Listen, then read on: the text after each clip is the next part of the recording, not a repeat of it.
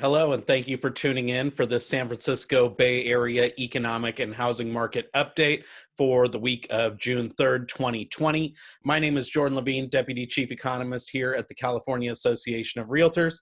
Let's go ahead and get into the numbers. So things are improving in the data, and we're seeing many positive signs in our survey of realtors that we do each and every week, and we've been doing it for the past roughly 3 months. We're also seeing that good news start to filter through into the market data itself when we look at California's housing market. And we're also expecting that things should continue to improve as well. So when we look at the numbers on pending sales and new listings, those numbers are moving in the right direction from where they were in mid-April. We're also seeing a lot of other sources of light at the end of the tunnel. So at least for the next couple of weeks, things should continue to move in the right direction. What about prices? We expect some price impacts eventually as a result of some of the negative economic impacts that I've reported on with you all for the last several weeks. And again, that is expected to filter through to prices,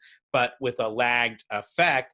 The other thing, or the on the other hand point to that, is that we don't expect price impacts in the realm that we saw back in 2008 at this point in time, based on what we're seeing with things both gradually improving and just the better fundamentals that we had relative to where we were back in 2008, that the price impacts will be in the modest category of just low single digits for 2020. And yet, even as things begin to and continue to move in the right direction, it's perhaps more important now than ever to remind ourselves that that recovery process will be slow. There's still lots of multiplier effects associated with the job losses, the hits to retail spending and GDP that will continue to play out over the next couple of months. And so although we expect continued improvement, the economy will gradually open back up. We'll see fewer numbers of claims for unemployment, more mortgage applications, more pending sales listings.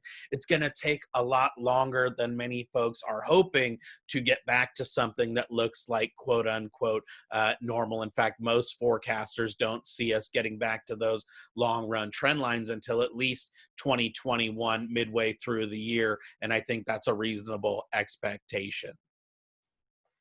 So let's talk about the realtor survey, where we have seen encouraging news. We've been doing this survey again for the better part of the last 3 months. When we talk about the most recent weekly numbers, we will be talking about the survey that we just concluded as I record this on Monday, June the 1st. And what we can see is that we're really past the peak, it looks like, in terms of both buyers and sellers holding back from the market. The percentages of folks who have actually had buyers not just get generalized cold feet, but withdraw their offer from a home that they had otherwise been ready to pull the trigger on, was down from almost 50% back in mid-April to less than a third of those sampled the week before last, that ended May 25th. And we see very similar signs on the sell side, with those numbers falling from almost 60% of realtors back in mid-April that had a seller not just get cold feet, but actually pull their home down from the MLS.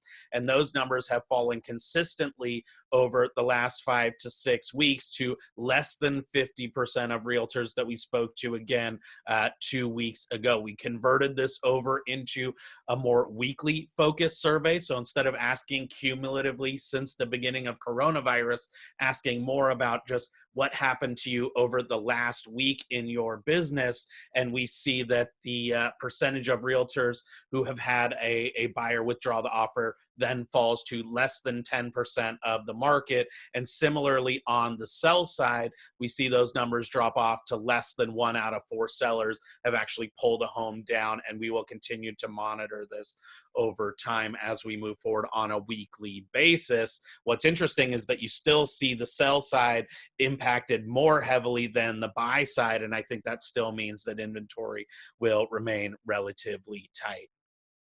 When you look at other sources of good news, we can see that more realtors are doing listing appointments last week. That number was up to 29% of members had actually done a listing appointment during that week, up from 27. So a modest improvement, but an improvement nonetheless. We saw that actually 23% of those realtors we surveyed actually got a listing and put a home onto the market. And again, that's up modestly from where it was 2 weeks ago. But again, another indication that things are moving in the right direction. We saw that 25% of members over the weekend reported that they actually had a home go into escrow. And that's been up for 3 weeks or 2 weeks in a row. We've been asking that question for 3 weeks, and that has continued to show signs of improvement as well. And in fact, almost 20% now had a home that actually closed. And that's again up from 15%. So incremental gains, but pretty consistent progress that we've seen over the last 2 to 3 weeks across a broad swath of indicators, both fewer folks backing out and more of these positive signs on listings, on pendings, and indeed members with sales that were actually closing.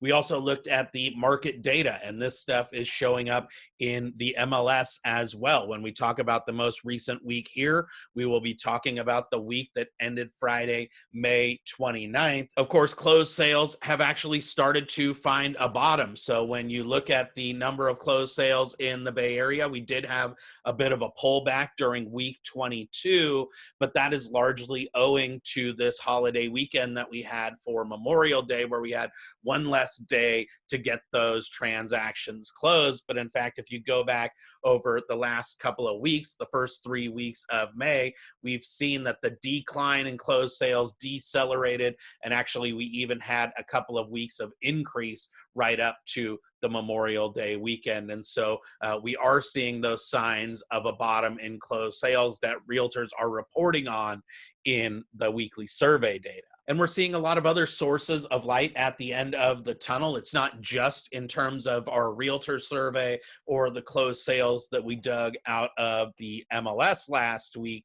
We also see the numbers for showings, and Showing Time is an app that you can use to schedule your show times with your clients. And those numbers have gone from being essentially 60 and 70% below where they were when we started the year back in the mid-April timeframe, to being just within striking distance of where they were at this time last year. In fact, we're 10% above the pre-crisis peak that we were at back in early March before the shelter in place, and we're only 1.5% below where we were at this time in 2019. So we've made tremendous progress after very significant impacts that kind of corroborate what we're seeing from realtors and in the MLS itself.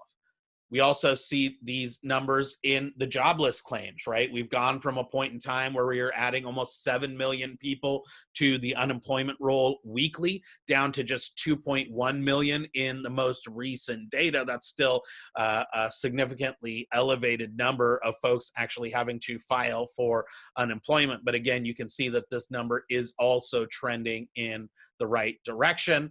Consumer confidence, you can't really see a big noticeable uptick there, but actually we had a bit of an increase in May after one of the biggest declines in almost 50 years for consumer confidence. And so although we have lost a lot of ground and still have a long way to go to make up that gap, the data at least is showing that the declines have really started to decelerate and in fact move in the right direction across a whole slew of critical indicators as we measure this. That's not to minimize the impacts or to say that things are not challenging. They still are. They're just not getting more challenging at a faster pace.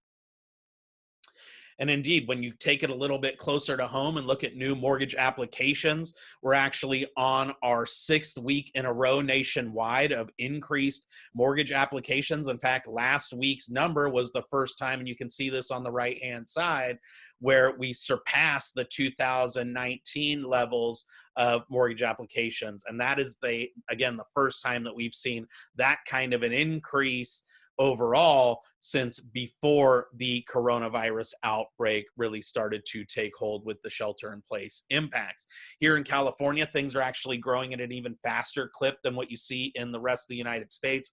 We're on our 7th consecutive week of growth, so we're on the leading edge of that increase, but you'll notice here that we're still about 1.7% below where we were back in 2019. That's because we were hit harder during this first part of the shelter in place, but we're actually recovering that ground more quickly and are just right below where we were in 2019, a far cry from being 30 to 40% below last year's level only just a month ago. And we should expect more progress next week. In fact, if you look at the pending sales numbers for the Bay Area, we can see that we're actually back above our pre-crisis levels. We do see those numbers petering out a little bit, but last week was a holiday week. And so you can see that overall, the Bay Area has made tremendous progress since about mid-April in terms of pending sales moving in the right direction. And so realtors are feeling it. We've seen some of that action in our closed sales locally,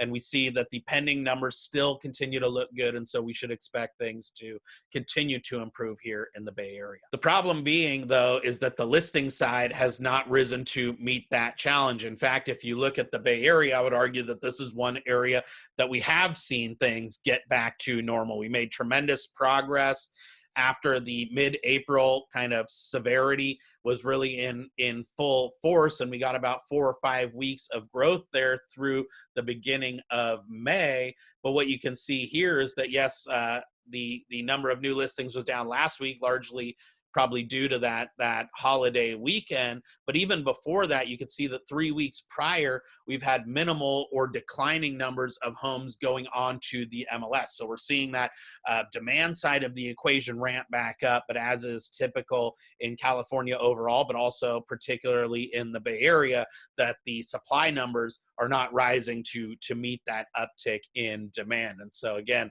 this is one area where we arguably have gotten back to normal for the worse. Thus far, we haven't seen much impacts to prices here in the Bay Area. You can see that during the late March, early April timeframe that there was softer list prices on a per square foot basis in the Bay Area. But over the last 3 to 4 weeks, again, barring last week's holiday weekend, the median list price for homes that went onto the MLS was pretty stable on a per square foot basis.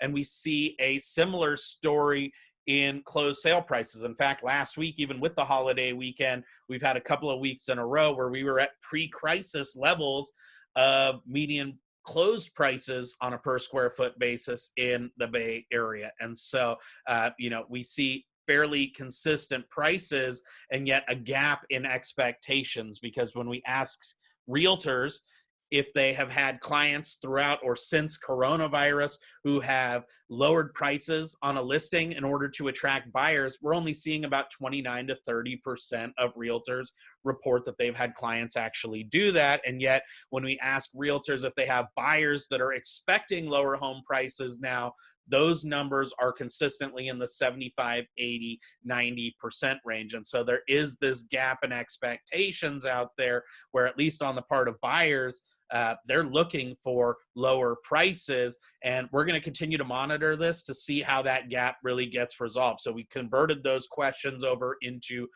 weekly questions to be able to get a real-time sense of this on the ground, and we'll be tracking this moving forward. But when you ask about just last week, still 60% of realtors had buyers just last week that talked about expecting lower prices. 10% of realtors actually had buyers who were trying to renegotiate the price on homes that they were already in escrow on. And when you ask about sellers last week, we do see that the number or the percentage of realtors with a seller that had reduced a price has gone up to 17%.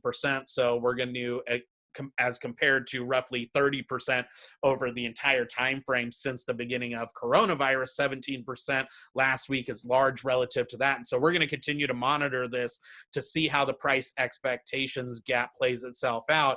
We do expect some modest impacts to prices moving forward. And indeed, when you look at the percentage of active listings in the Bay Area that have reduced from those original list prices, we can see that that percentage continues to increase over the last 4 or 5 weeks. Still only 23% of active listings, but we do see some signs that price softness, that the expectation of buyers for price softness is being played out across the MLS.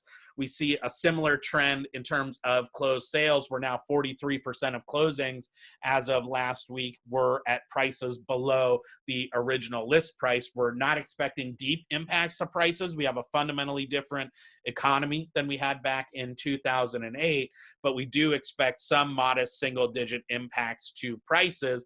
They just take a while to kick in because I do believe that they're more a function of these lagged multiplier economic effects than they are the kind of impacts of having a fundamentally bad economy that an external economic shock is happening to. All of that being said, I do want to end with some words of caution because things are moving in the right direction.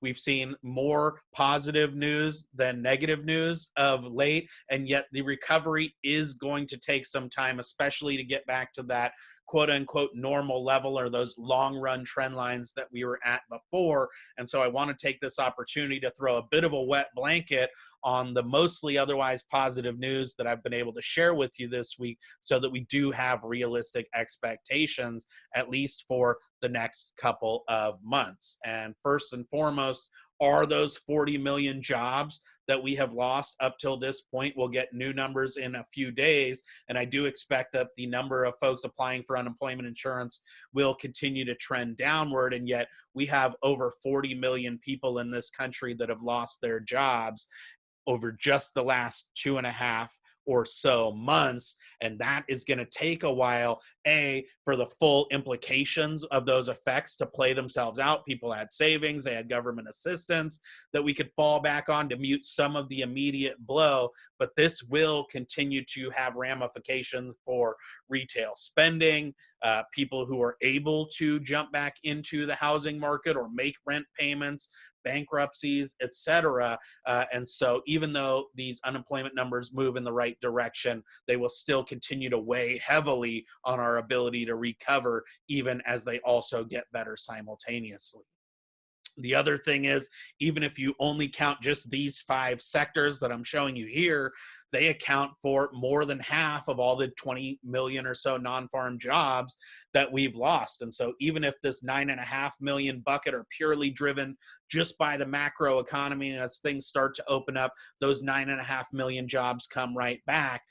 55% of the jobs that we've lost are in categories that will face ongoing restrictions. And so even as things start to get better, normal is still a long ways off. The other thing is we see that there's been a lot of hardship across the housing market itself, right? Somewhere between 4.2 and 6.6 million people have been asking to skip mortgage payments as a result of impacts and just not being able to get there, and that is painful. So even as these numbers start to trend back downward, we're talking about millions of households that have been negatively impacted by this as it comes to their actual pocketbook and just making that payment for shelter. And we see similar signs on the rental side, where we've gone from 93% of households last year staying current on rent to just a little less than 91%. That doesn't seem like a big number, but with 43 million or so renter households, that almost 3 percentage point increase in people who are behind on rent payments represents another million or so households. And so when you put that all together, we're still facing significant distress out there. And that's why even as things move in the right direction, we still need to be very realistic about the fact that yes, things will continue to get better, but yes, they're going to remain challenging for the foreseeable future as well. And so, for my concluding remarks, I would just say that yes, things are getting better, right? We're seeing those sales numbers improve right alongside some of the forward-looking indicators, as well as in the external data on mortgage applications, on unemployment claims, on showing times. Those buyer demand numbers really have started to come back.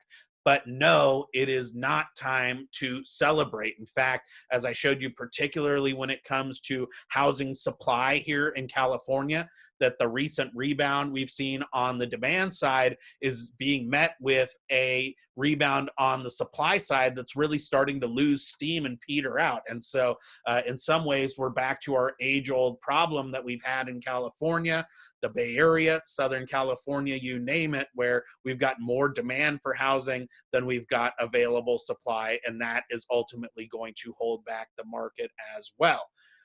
Keeping it really real, we have had deep damage done, and the multiplier effects associated with having 40 million people out of work will continue to play themselves out, even as the economy starts to open up and many of the indicators that we look at with respect to housing move in the right direction. And so, yes, we will continue to improve.